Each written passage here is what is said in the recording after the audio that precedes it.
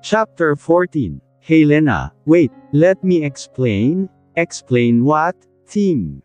Tanong nito na nagkukunwaring walang alam. Sorry. Ngumit ng pilit si Helena. Puny Emes, sorry. Sorry lang. Sobrang sakit ng ginawa mo Tim pero sorry lang. Leon ang nasa isipan ni Helena pero hindi niya nagaw ang sabihin. Pakiramdam niya kasi, kapag nagsalita pa siya ng marami ay mas lalo lang siyang maiyak. Okay lang. Sinabi ko naman sa iyo, huling chance na iyon, Tim. I hope you made the right decision. Natawa ng hapyo si Helena. Oo nga pala, kapag mahal mo ang isang tao, kahit ang mali, tama sa paningin mo. Iniwan siya ni Helena na nakatayo doon at hindi na nakasagot pa. Sobrang sakit. Parang gusto na lang niyang bumalik ulit ng England. Kung alam niya lang na paglalaroan lang ni Timothy ang puso niya, di sana di na niya inaksaya ang oras niya. He chose his first love. Ibig sabihin lang noon, mas pinipili niya si Helen over his daughter and Helena. Fine, Tim. Kung si Ate Helen lang ang talagang makakapagpasaya sa'yo, hindi ko na ipipilit ang sarili ko. Pero sana tama na iyang desisyon mo, dahil hindi ko na alam kung matatanggap pa kita sa susunod na magbalik ka. Akala ni Helena ay hindi na siya iiyak, pero mukhang sarili niya lang naman ang niloloko na laya. She still found herself crying while talking to Bea. Sis, tama na yan. Huho, nalulungkot rin ako para sa iyo, Yang couple na Timothy na yan, huwag niya lang ipapakita ang mukha niya sa akin at baka majombag ko siya. Nakakagigil na siya, sis. Hindi na ito tama. Pinaasa kanya ng paulit-ulit. I can't take it anymore, Bea. I hate him to death. I really hate him. I can't believe na pinagpialit nila kayo ni Tinsley para lang kay Helen. Ano bang nangyayari kay Timothy? Ano bang pinakain sa kanya nung kakambal mo bukod sa pempem niya? Huho, ang bastos naman ng bunganga mo, Kita mo nang ang nasasaktan ako rito. Tandang padamdam. Buwiset ka. Inis na sagot ni Helena habang iyak pa rin siya ng iyak. Alam niya na sa paraan lang na tagagaan ang loob niya. Kapag kinimkim niya ito, lalo lang nasisikip ang dibdib niya. Lalo lang nagugustuhin itong samabot. Kay Bea lang siya malayang nagiging siya. Mabuti na lang at may kaibigan siyang tulad ni Bea na mapagsasabihan niya ng lahat ng problema niya. Dahil kung hindi, sa dami ng pinagdaanan niya, baka sa mental na siyang pulutin. Proud pa na pangiti-ngiti si Helen sa hapag habang kumakain kasama ang mommy at dad niya. Para kasi siyang nanalo sa loto sa saya niya. Paano siyang hindi sasaya kung nakasalo niya sa kama kagabi ang lalaking kinababaliwan niya? Leon na yata ang pinakamasayang gabi para sa kanya. Mukhang masaya ang anak namin, wika ng daddy niya. Guess what, Dad? Timothy chose me again. Nagkatitigan ang mag-asawa at biglang nag-alala. Ano bang pinagsasabi mo? May anak na sila ni Helena. Ang kapatid mo. Saway ng mommy niya na hindi makapaniwala. Bakit? Wala pa namang sila Saka, tatay lang naman si Tim ng anak niya. They are not even married yet. Nililigawan niya palang ito, malay ko ba na na-realize niyang ako pa rin ang mahal niya? Didn't you know that I spent the night with him? Isang malutong na sampal ang nabitawan ng mommy niya sa kanya. Hindi niya iyon napigilan. Kusa na lamang na biglang gusto nitong sampilan ang anak niya dahil sa hindi kagandahan ang lumalabas sa bibig nito. Do you think that is something to be proud of, Helen? Tandang padamdam. Wala ka ba talagang katiting na respeto sa bahay na taat sa kapatid mo? Kahit man lang sa amin. Ano na ang nangyari sa Helen na anak namin noon? Ano nang nangyayari sa iyo, ha? Galit na sigaw nito sa kanya. Napahawak si Helen sa namumula niyang pisngi. She is teary-eyed pero pilit niya iyong nilabanan. Ngumiti siya ng mapait. Ano bang pakialam niyo? Bakit ba hindi na lang kayo maging masaya? Timothy is my happiness. Don't you want me to be happy? Si Helena na lang ba ang mahalaga sa inyo ngayon? How about me? My needs. My happiness. Sunod-sunod na panunumbat nito. Lalo lamang sumakit ang ulo ng mga magulang niya. Tumayo ang daddy niya. Tila nawala na ito ng gana. Matanda na kayo. Bahala na kayo sa mga buhay niyo. Pero sana, huwag mong pagsisisihan ang lahat ng yan, Helen. Nawala na ako ng gana, sagot naman ng mommy niya. Pakiramdam ni Helen ay tinalikuran siya ng lahat. Ano bang magagawa nila kung si Timothy lang ang tanging nagpapasaya sa kanya? Si Timothy lang ang kailangan niya. Wala siyang pakialam kung magalit silang lahat. Ang mahalaga sa kanya ay nasa kanya na ulit si Timothy, napaikot niya ito. Nagtagumpay siya. Si Helena pa rin ang luhaan. Siya pa rin ang talo. Nang makauwi si Helena ay maanghang agad ang salubong ng ate Helen niya sa kanya. Helen is outside, at mukhang nag-e-enjoy na pagmasdan ang mga bulaklak sa garden nila. She also took some pictures of the flowers. Napatigil lang siya nang biglang pumarada ang sasakyan ni Helena sa garage nila. It's close to sundown at hapon na rin. Sakto lang ang uwi nito at nag-abot pa silang dalawa. Look at all these lovely flowers. How fresh naman nilang lahat. Hindi katulad ng iba dyan, ginamit lang at iniwan. Parang nabulok na isda. Pagpaparinig ni Helen sa kakambal niya. Alam ni Helena na siya ang pinariringgan nito pero imbes na pansinin niya ang ate niya ay tumayo siya ng tuwid at napakibit balikat na nagsimulang ay ignore ito. Hey, rotten bitch! Sigaw nito. Hindi talaga siya titigil hanggat hindi niya nagagalit si Helena. Pinanganak na lang yata siya hindi para maging kakambal nito kundi para maging karibal at kaaway nito sa lahat ng bagay. Sa inis ni Helena ay naiukom niya ang kanyang kamao at nilingan ang ate Helen niya looking so bold and fierce gusto niyang sumabog but she managed to stay composed. Am I the one you are referring to, o ang sarili mo? Sorry akala ko kasi, sarili mo ang kausap mo, Who knows, baka nabaliw ka na sa loob ng 5 taong pagtatago mo. Napangisi si Helen na tila walang balak na magpatalo. Humakbang ito papalapit sa kakambal niya. Hinawakan at sinukle-sukle pa nito ang buhok ni Helena. Ikaw naman, hindi ka na mabiro. Gusto ko lang naman na sabihin sa iyo ang good news. Ngiting-ngiti pa ito na parang bruha. Guess what? Kami na ulit ni Timothy. Nakakakilig diba? Insensitive na nito, Helena knows it was sarcastic. Doon naman magaling ang ate niya, and manadya. Hindi mapigil ang mapilang-iling ni Helena sa kanya. Saan ba kinukuha ng kakambal niya ang lakas ng loob nito? Bakit ba hindi na lang ito tumahimik? Does she really want to hurt her? Pilit na ngumiti ito. Wow! I wasn't surprised naman, Ate Helen. Alam ko naman na hindi mo na kayang tagalan ang Katie ng katawan mo kaya kailangan mo ng tagakamot. Napawi ang mga ngisi ni Helen. Napalitan iyon ng panggagalaiti. Ang kanina ay sukle-sukle niyang buhok ni Helena ay mabilis niyang hinayla. Anong sinabi mo? Senggal nito na parabang sa isang iglap lang ay nagbago ang mood niya. Aray, bitawan mo ang buhok ko. Baliw ka na ba? Nasasaktang wika ni Helena. Pakiramdam niya kasi ay matatanggal pati ang anit niya sa pagkakasabunot ng ate niya. Sobrang sakit noon. Shut up, bitch. Bawiin mo ang mga sinabi mo. Galit na sigaw ni Helen at mas lalo pang hinayla ang buhok ng kapatid niya. Kulang na lang ay sumayad ang mukha nito sa lupa. Hi Tinsley. Your mom told me that she will be coming home late tonight. I guess, she'll be on a date with a random stranger. I don't know, but that's what I heard. Pagsisinungaling nito. She told you that. I don't think so. Mom wouldn't date anyone aside from Daddy. But, who's that man again? Mom Xander, right? She probably dated Xander for good. Nasaktan si Tinsley at nangilid agad ang luha. She wants her mom and dad to end up together pero sa sinasabi ng tita Helen niya ay parang nawawalan na lamang siya ng pag-asa. Hey little girl, why are you crying? Don't cry. Don't worry, we'll meet up with your daddy Timothy tonight. We'll eat at a fancy restaurant outside. You would love that, right? Really? Will we meet my dad?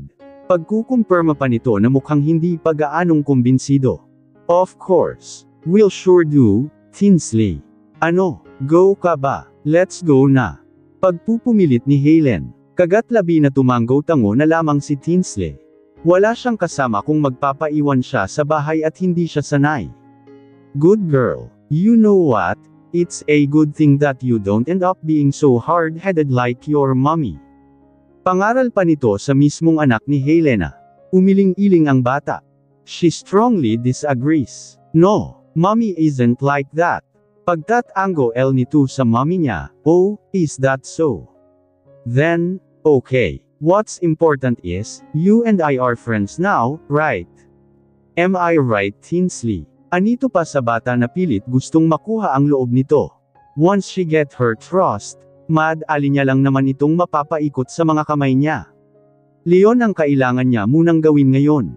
Who knows in the future, she can use Tinsley against her own mom. Yes, sure, alang-inang sagot ng bata. Oh my gosh. This is my happiest day. Kunwari ay tuwang-tuwa pa nitong sigaw. Niyakap niya ang bata saka siya ngumiti ng malademonita. You are within my reach now, Tinsley. She said in mind. Come on, let's get you ready nang makaalis na tayo. I will call you dad to pick you up here. Okay ba yun sa'yo? Ngumiti ng matamis ang bata. Basta daddy na niya ang pinag-uusapan ay natutuwa ito, it's her first time to feel that she has a dad. Sabik na sabik kasi sa daddy niya dahil all her life ay lumaki siyang wala nito. Lumaki siya na ni hindi man lang ito nakikilala. Hoy, Carlo, sigaw ni Bea. Napatayo pa si Carlo ng ayos dahil sa gulat at bigla-bigla na lang sumulpat itong si Bea sa likuran niya. Nasa bar siya ngayon at sinadya talaga siya ni Bea na puntahan rito dahil alam niya na madalas sila dito ni Timothy kahit noon pa man. Napalitan naman agad ng ngiti ang gulat na ekspresyon ng binat A. Hey, Bea, long time no see, na-miss mo ako no? Pang-aasar pa nito. Namemuang si Bea sabay na pairap. Nagawa mo pa talagang tanungin yan sa kin, Carlo. Tila naguluhan ang binata sa tono ng pananalita ni Bea sa kanya. Una, bigla-bigla na lang itong dumarating, pangalawa, para lang mang-away. Bored ba ito? Teka lang, Bea, ha? Ano bang problema mo? Napakamot ng ulo si Bea sa kanya hinayla si Carlo Paupo sa table niya.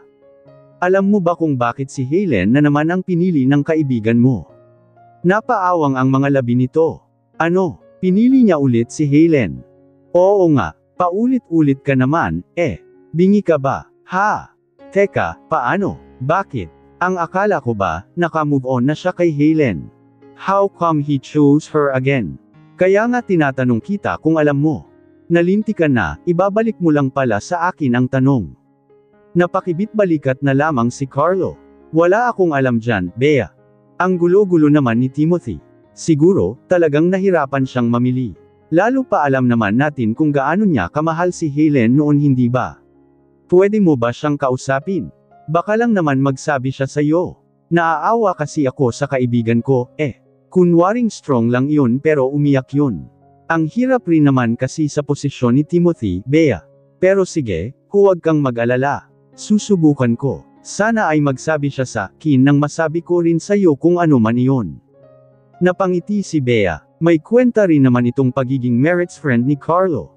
Hindi maganda ang unang pagkakakilala nila pero mukhang unti-unti naman silang nagkakaroon ng magandang ugnayan. Thank you, nakangiting tugon ng dalaga. I don't accept thank yous alone, Bea. Napahalukip-kap si Bea. What did you just call me? El just called you Bea. Why? Don't you like it?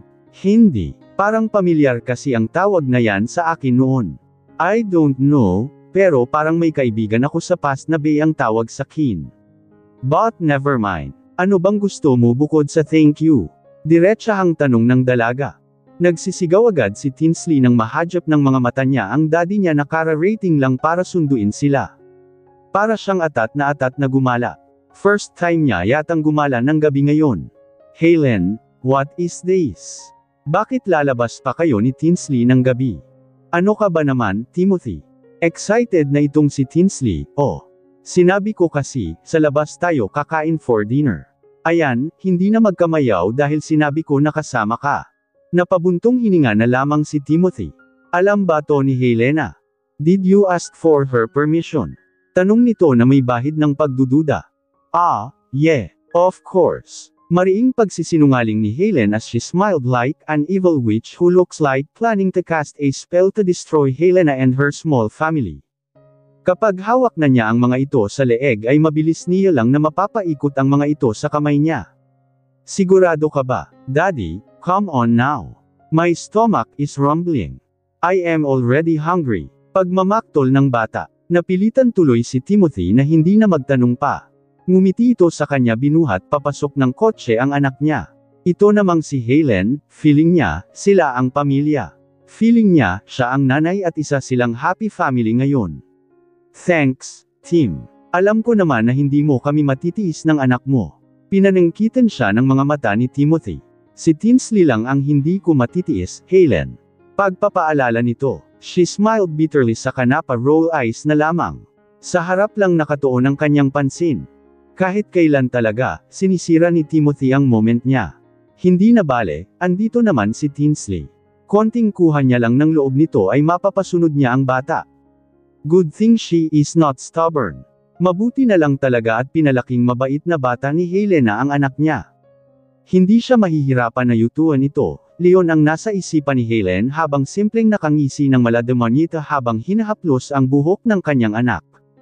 Nang makarating sila sa restaurant ay agad na nag-order ng pagkain si Timothy para sa kanilang tatlo.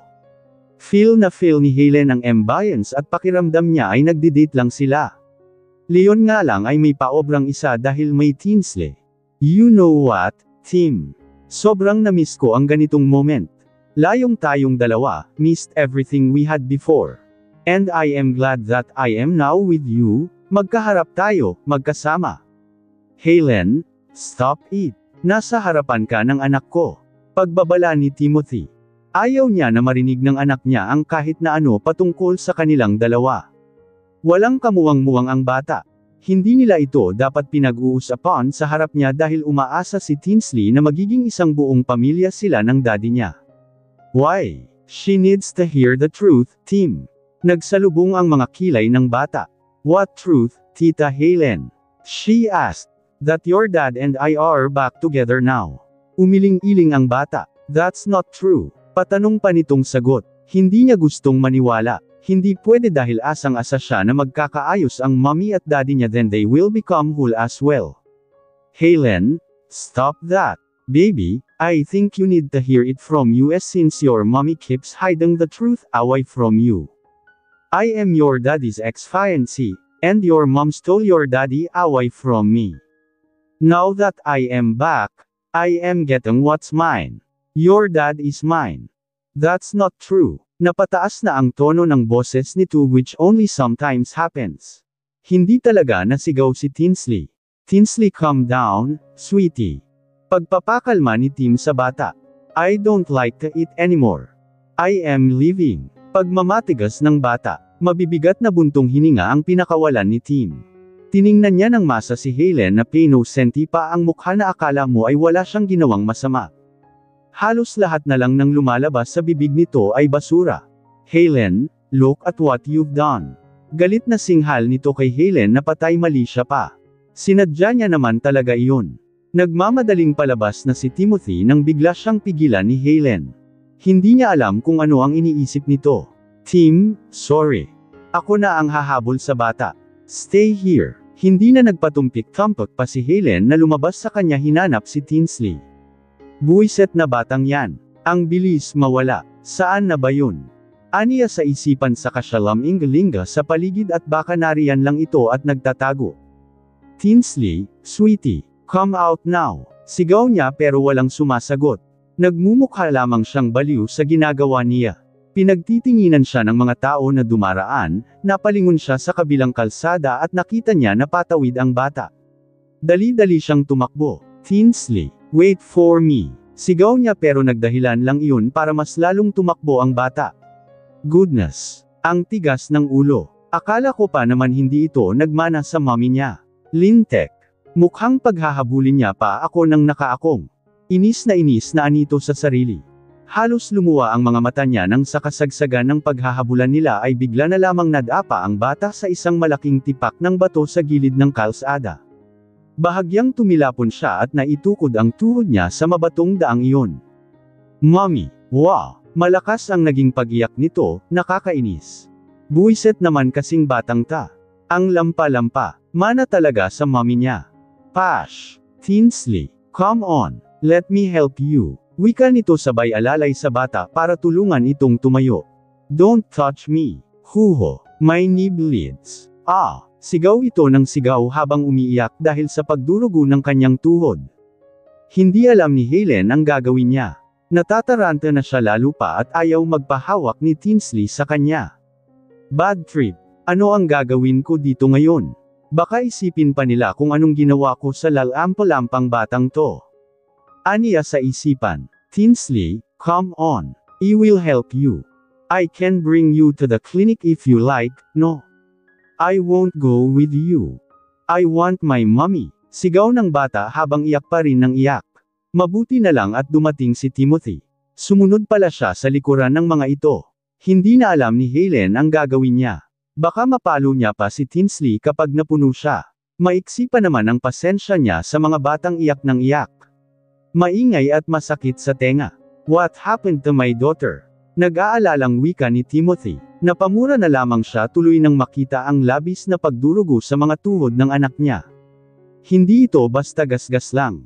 Nagsugat talaga ito at nagdurugo.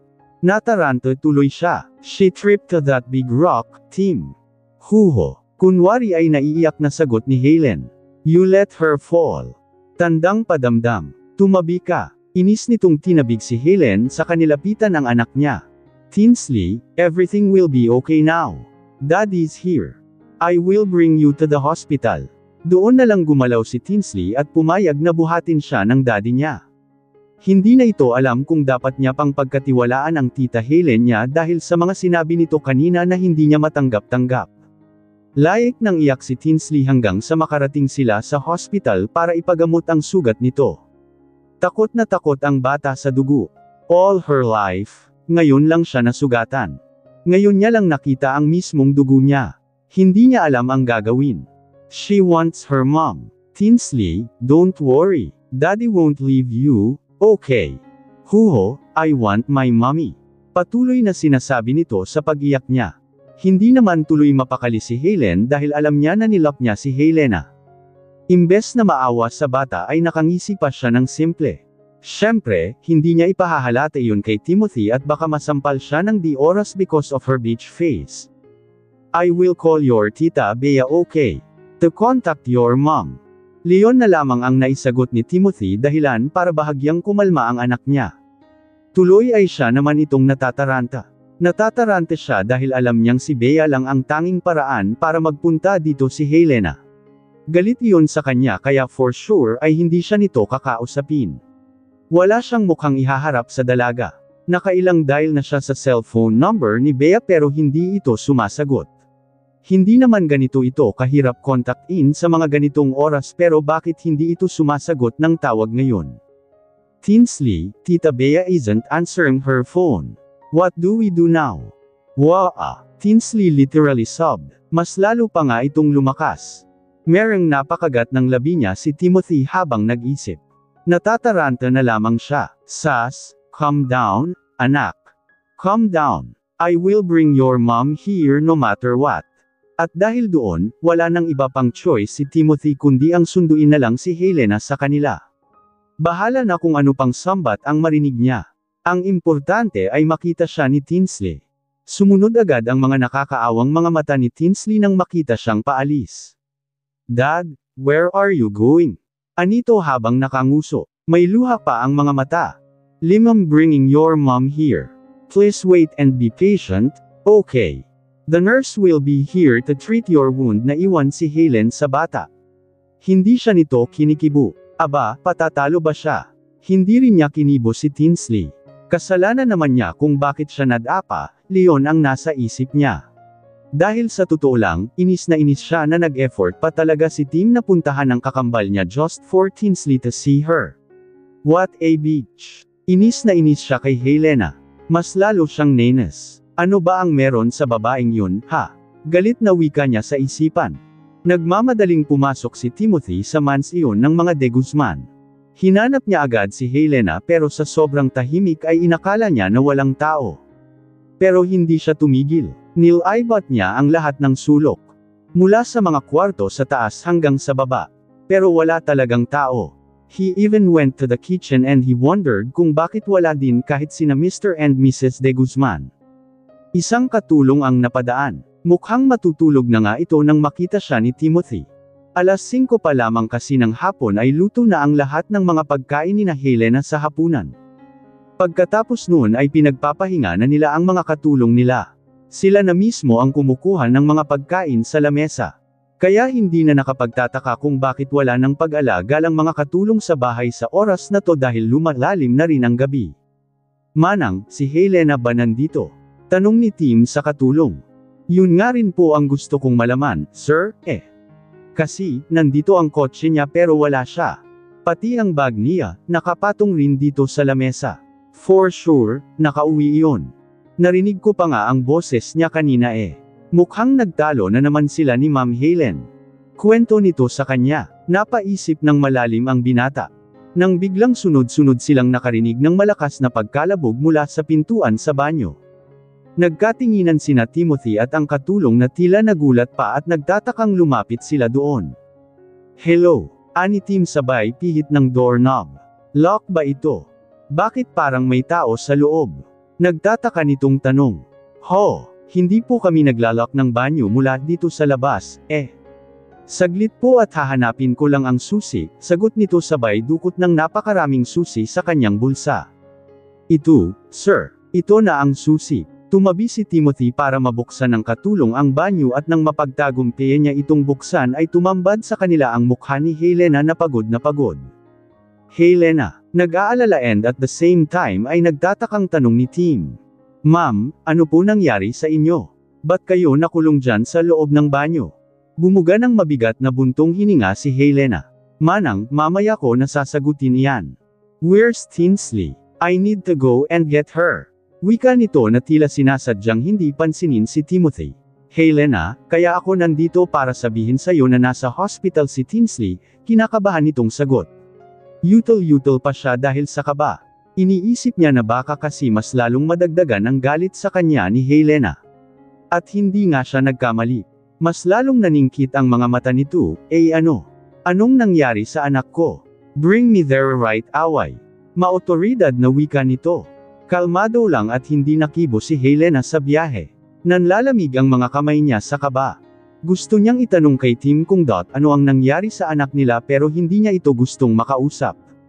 Nainis siya, nagagalit, noong na hindi nito binantayan ng mabuti ang anak nila. Di sana, wala ito ngayon sa hospital. Naiiyak na lamang siya sa isang gilid. Habang nakatanaw sa malayo ay si Tinsley ang nasa isipan niya. What happened to my baby girl? Hindi niya kakayaning makita ang anak niya na may galos lalo pa at hindi yun nangyayari kailanman sa pangangalaga niya. Helena, I am sorry. She tripped down a big rock. Nagdugo ang bandang tuhod niya and it's all your fault, Tim. Hindi mo siya binantayan. Kalmado niyang turan pero sa totoo lang ay gusto na niyang magsisigaw. But instead, she stay calm. Ayaw niya na magtaasan sila ng boses kung pwede rin lang naman na mag-usap ng mahinahon. Pero ang bigat lang talaga ng dibdib niya. Parang punong-puno ito ng puot. Walang may gusto sa nangyari, Helena. But, fine, I am sorry. Okay, I know, may pagkukulang rin ako, pwede ba? Manahimik ka na lang at magmaneho dahil iyang sorry mo, hindi na niyan mababalik ang maayos na katawan ng anak natin. Napabuntong hininga na lamang si Timothy. Inaamin niya, nagigilty siya ng sobra dahil hinayaan niya ang bata kay Helen. Kung alam niya lang na mangyayari iyon, kung alam niya lang talaga baka naagapan niya pang mangyari ang bagay na yun. I just can't accept the fact that Helen is trying to steal my daughter. Napalingon si Tim sa kanya. What do you mean? Kunot noo nitong tanong. Hindi mo ba alam ang ginawa ng girlfriend mo sa Keen? She locked me up in the comfort room so she can manipulate my daughter na sumama sa kanya to see you. And now look what happened to my daughter. To our daughter, Tim. Mahinang napamura si Timothy. Si Helen. Alam niyo, wala naman akong pakialam kung gusto niyong magsamang dalawa, Pero sana kayo-kayo na lang. Kahit masama ang loob ko sa ginawa mo sa akin, tatanggapin ko iyon, Pero ang madamay ang anak ko sa kagalgalan yung dalawa, sorry Tim. Pero baka sa mga susunod na araw ay ipagkait ko na rin sa iyo ang bata. Pagbabanta ni Helena, hindi na tuluyang nakasagot si Timothy. Natatakot siya na dumating ang araw na yun. He cannot let that happen. Ayaw niyang malayo ito sa kanya dahil ngayon lang sila nagkasama muli. Hindi pwede. Hindi niya kakayanin lalo pa at halos buhay na niya ito. Nang makarating sila sa hospital, tila nabuhayan si Tinsley nang makita ang mommy niya. She badly wants to jump out of her bed to hug her mommy pero hindi niya nagawa dahil masakit ang tuhod niyang may benda. Napaiyak na lamang si Helena nang makita ang anak niya. May kaunting gasgas rin ito sa may bandang noo niya. Sweetie, huwag ka nang umiyak. Mommy is here. I will be here for you. Napairap si Helen sa nakikita niya. This makes her bitter dahil naalala niya ang ginawa ni Timothy at Helena behind her back to the point na nakabuo sila dahil sa pagkakamaling iyon at si Tinsley iyon. Bigla tuloy sumagi sa isipan niya na sana mawala na lang sa landas niya si Tinsley nang maiwan ng mag-isa si Helena. Gigil na pinagduduro-duro ni Helena ang kakambal niya. Patay mali siya na napataas lang ng kilay si Helen at tila hindi guilty sa ginawa. Wala siyang pakialam kung manigas man si Helena sa galit. Helen, enough! Saway ni Timothy. Don't point at me like that. Kasalanan niyan ng anak mong nagmana sa'yo. Lalampa-lampa. Kaya hayan, tingnan mo. Nasaktan tuloy. Bakit ba ako ang sinisisi mo rito, ha? Ang kapal mo naman na isisi sa kin ang kalampaan ng anak mo. Hindi na napigilan ni Helena na bumitaw ng isang malutong na sampal. Napasinghap si Helen sa sobrang gulat.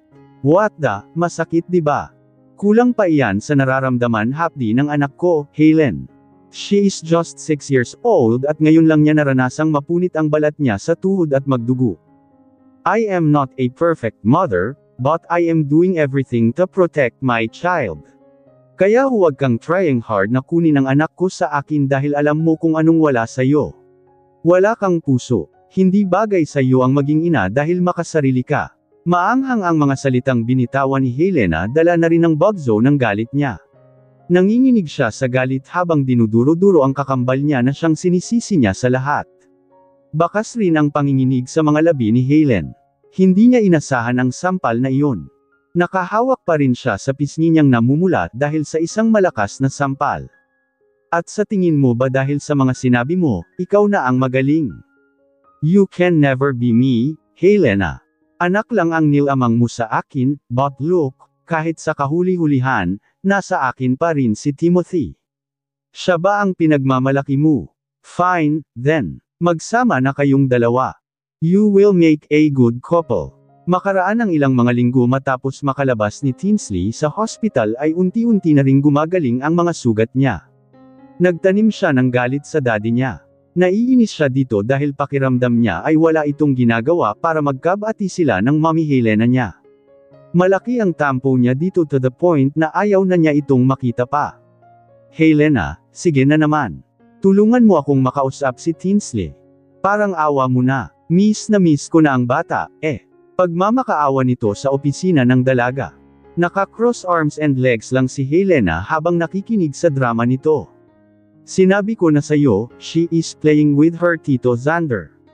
Madalas niya itong pinapasil nang mabilis itong makarecover. Kaya ikaw, bakit hindi ka na lang kasi mag-focus doon sa business ninyo? 0D kaya ay gumawa na lang kayo ni Helen ng bagong anak. Tutal, kayo na naman ulit, di ba? Naikuyam ni Tim ang kanyang palad. He just wants to see his daughter pero mukhang galit talaga si Helena sa kanya. Miss na niya ang anak niya. Hindi niya alam kung ano ang gagawin niya kapag tuluyan ng inilayo ni Helena sa kanya ang anak nila. Napakagat siya ng labi at pilit na tinatago ang emosyon niya. Sige, pero sana, huwag mong ipagkait sa akin ang anak ko, Helena. Lion lang talaga ang sasabihin mo ano. Huwag kang mag-alala. Isang pagkakamali mo pa, tuluyan ka nang mawawala ng anak Tim, at sinisigurado ko sa iyo, si Tinsley, si Xander na ang kikilalanin niyang daddy. Napaatras si Timothy sa mga sinabi ni Helena at bahagyang pinagpawisan ng malagkit. Ano ang ibig nitong sabihin? What are you saying?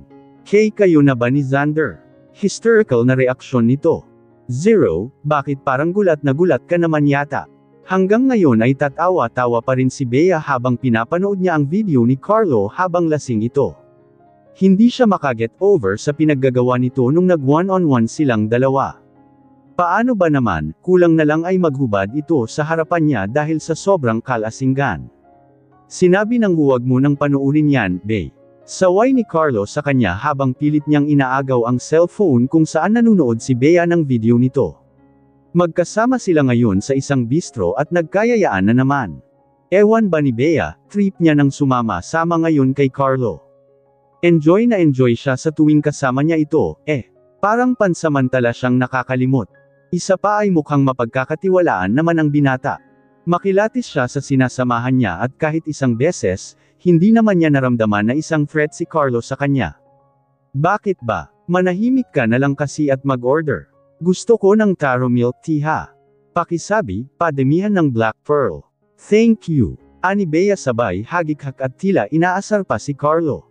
Napakamot na lang si Carlo ng kanyang ulo sabay busanggot. Pash, fine. Sige magsaya ka lang. Kapag ikaw nalasing, videohan din kita.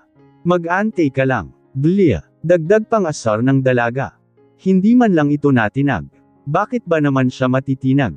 Hindi nga siya nalalasing, mas naunang nalasing sa kanya si Carlo kaya nga niya ito na videohan na ngayon at paulit-ulit niyang piniplay habang tawa siya ng tawa. Nang makabalik si Carlo ay nakangisi pa rin si Bea at mapang-asar siyang tiningnan. Ang cute mo palang gumiling, Carlo, no? Isa pa talaga, Bey. Magsisisi ka talaga na ni-video mo ako. Blay. Ako ang panalo.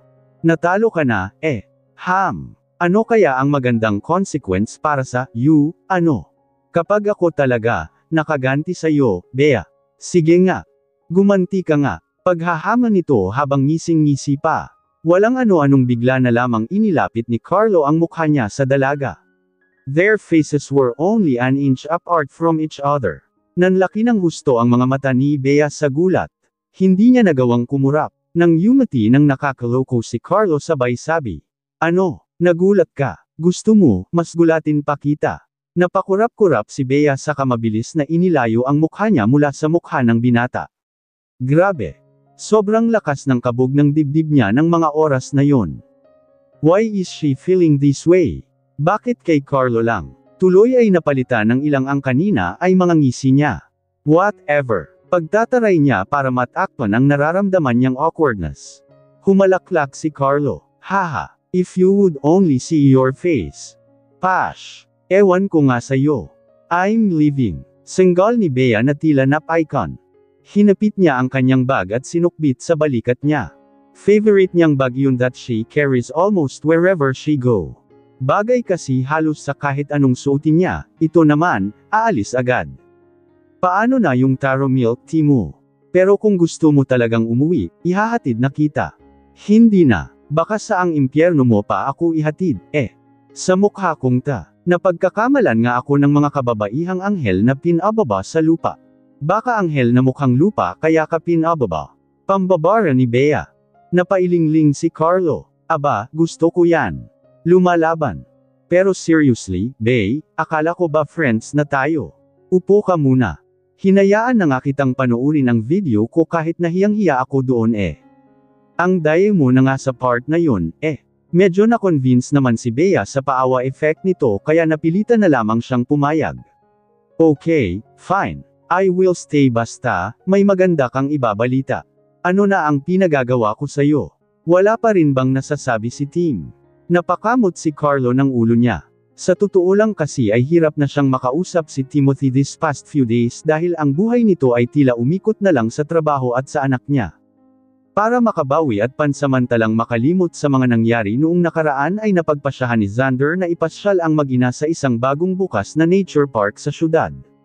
For sure ay dadagsain iyon ng mga tao pero dahil pinanggakwan niya si Tinsley na ipapasyal niya ito ay kailangan niya itong tuparin.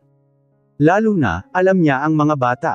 Kapag may ipinangako ka sa kanilang isang bagay, hinding-hindi nila iyon makakalimutan hanggat hindi mo natutupad.